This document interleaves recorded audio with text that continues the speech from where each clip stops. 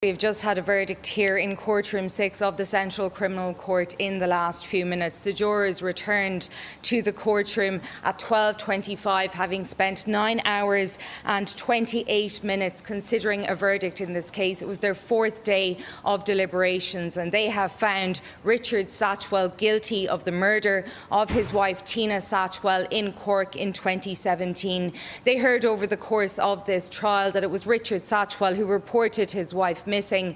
Tina went missing in March 2017 and her remains were later found at the home she shared with her husband Richard on Grattan Street in Youghal. When investigators found her decomposed body, Richard Satchwell changed his story. He admitted to Gardaí that he had buried Tina under the stairs of their home. He had claimed self-defence. He claimed that she flew at him with the chisel and that she died during the course of a struggle with the belt of her dressing gown. But the prosecution had said that his account was laden with discrepancies and had more holes in it than a block of Swiss cheese. They had 3 verdicts to consider in this case. They could find him guilty of murder, not guilty of murder, guilty of manslaughter, or they could find him not guilty on the basis of self-defence. But they returned that guilty verdict, as I said, on the 4th day of deliberations, and there were very emotional scenes in court. Members of Tina Satchwell's family broke down in tears as they heard the verdict being read out. They have, of course, waited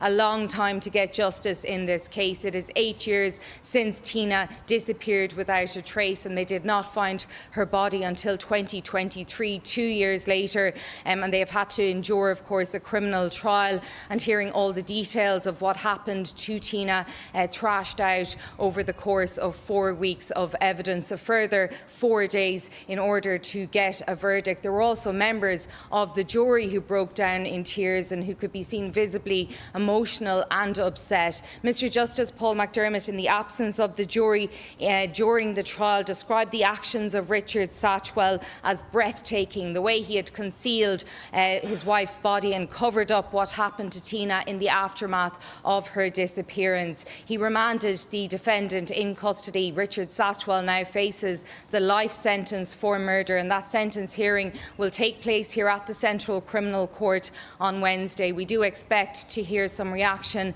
from Tina's family, and we will, of course, bring you that throughout the day.